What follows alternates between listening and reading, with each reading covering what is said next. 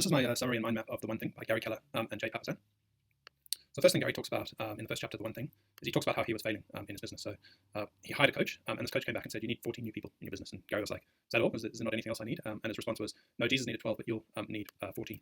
So what Gary did is he fired himself as CEO, and he focused on hiring these 14 people. And he continued to just focus on one thing at a time in his business, or 40% year-on-year growth. So each week Gary asked this question: what's the one thing you can do this week such that by doing it everything else will be easier and unnecessary? And then he asked all of his managers to do the same thing. So Gary talks about going small, so ignoring all the things you could do and doing what you should do. So extraordinary results are directly determined by how narrow you make your focus. And the next chapter here on the domino effect, Gary talks about how a domino can knock something over 50% larger than itself. So in Gary's view, success is built sequentially, one thing at a time. So it's like a domino effect of one domino knocking over the next and that building and building and building. Next chapter here he talks about is success leaves clues. So he gives some examples. So examples of businesses doing the one thing: KFC, they do obviously chicken. Intel do microprocessors, and Starbucks do coffee. And then Gary's recommendation is if your company doesn't currently know what its one thing is, then the company's one thing is to find out. Gary talks about one person. So he says, Walt Disney had his brother Roy, Sam Walton had his father-in-law, and Albert Einstein had Max Talmud. And his suggestion here is no one succeeds alone. He talks about one passion. So extraordinary successful people have a deep passion for one thing. For example, painting, running. He talks about one life, and then he talks about Bill Gates and his foundation, and that foundation eventually focusing on vaccines, and that's because vaccines basically got the biggest impact for the money spent. So the question Gary asks here is, where's the place you can have the biggest impact with your money? And then choice. Gary talks about choice, and he says, how do we choose what to do when we have so much choice and so much information? His suggestion is we live the one thing. The next chapter is about the lies. So Gary suggests there's 6 lies. These lies are everything matters equally, multitasking, a disciplined life, willpower is always on call, a balanced life, and big is bad. So in terms of everything matters equally, Gary basically says it's not enough to be busy. So are the ants. The question is, what are we busy about? And then when everything feels urgent and important, everything seems equal. We become active and busy, but this doesn't actually move us closer to success.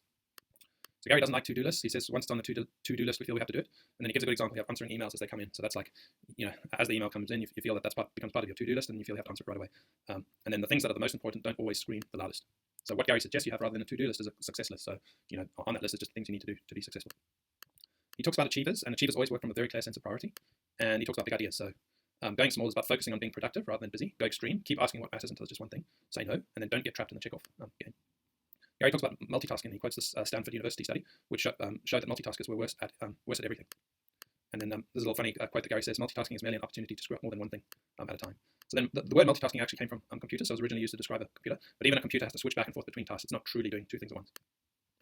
So the impact of multitasking at work is this plethora of distractions. And there's an estimate that workers are interrupted every 11 minutes and spend a third of their day recovering from distractions. So what multitasking really is just juggling, so switching between tasks rapidly. And then the more complex a task, the longer it takes to recover. So you're working at a complex business problem and you get interrupted, take you twice as long to recover from that interruption. So in terms of the negatives of multitasking, it divides brain capacity. You're less likely to get back to your original task. You waste up to 28% of your workday.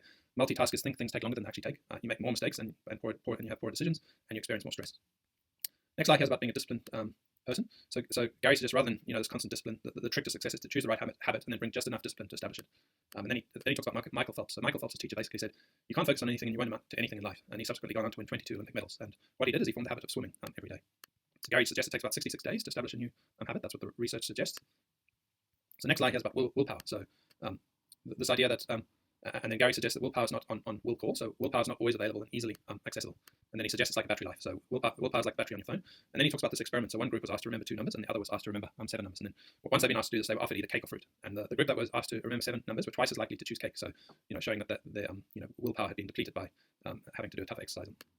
The next thing is this concept of default, and so this is some research that was done with judges' hearings for parole.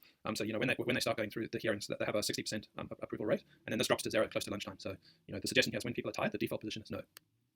Then he talks about the time of the day. So make doing what matters the most a priority when your willpower is the highest. So but for most people, this tends to be in the morning. So you want to block out your morning and do your most important work first thing in the morning.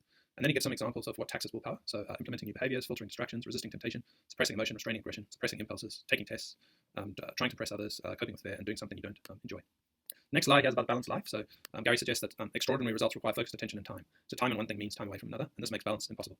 So what Gary suggests as a alternative is this idea of counterbalancing. So that's kind of work hard when you need to work hard and then rest and recover. So and then Gary quotes this other research here of individuals who work more than 11-hour days were 67% more likely to suffer heart disease. So just working hard all the time is not a great idea for your health. Gary suggests that work is like a rubber ball. So work and recover if you need to take a break or whatever. But family, health, friends, and integrity, those are like made of glass. So if you drop these and you break them, that's very serious. So you want to make sure the balance of your life for these areas is good.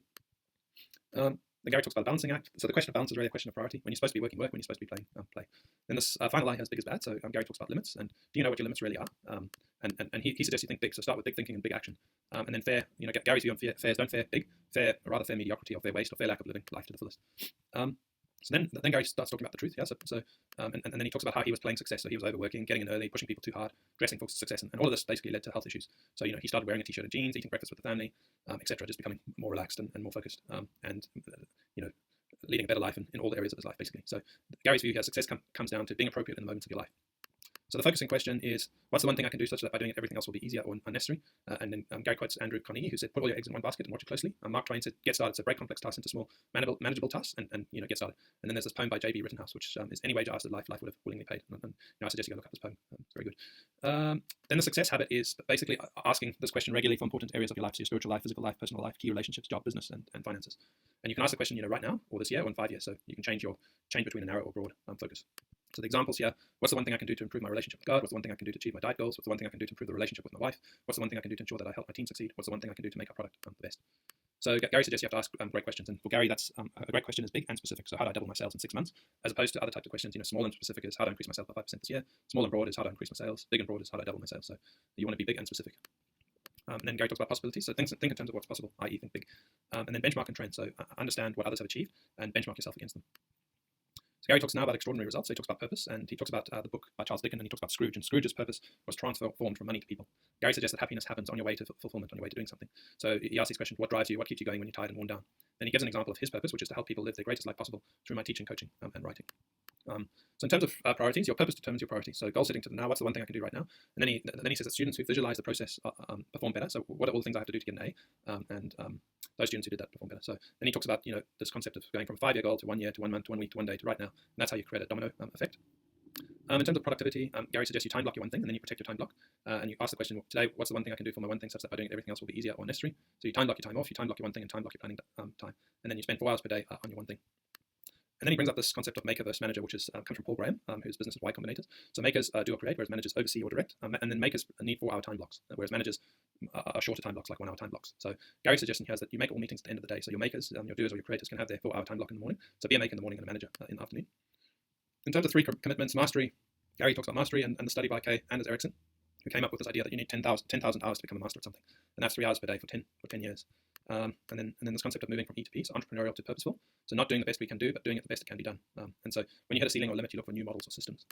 And then you want an accountability cycle. So when life happens, you can either be the author of your life or a victim of it. Those are the 2 choices. 2 choices: accountable or unaccountable. So an accountable person seeks reality, acknowledges reality, owns it, finds a solution, gets on with it. Unaccountable person avoids reality, fights reality, blames, makes personal excuses, and then waits and hopes. So Gary's suggesting here is that you get a coach or a mentor to help you with your accountability. And the 4 thieves of productivity is, the first one here is people that can't say no. So what Steve Jobs did when he came into Apple is he took 350 products that they were working on and he turned that into just 10. So when you think about focusing, you think, well, focusing is about saying yes, and then Gary's suggestion is no, focusing is about saying no. And then there's this quote here: I don't know the key to success, but the key to failure is trying to please everybody.